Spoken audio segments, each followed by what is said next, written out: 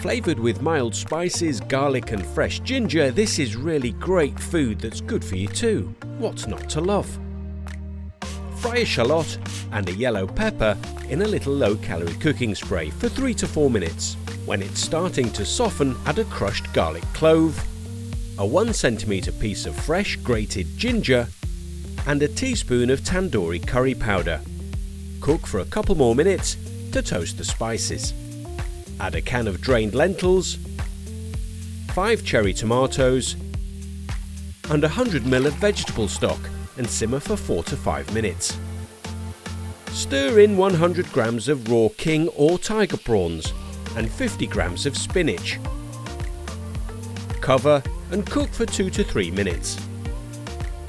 When the spinach has wilted and the prawns have turned from grey to pink, scatter over fresh coriander and serve with lemon wedges.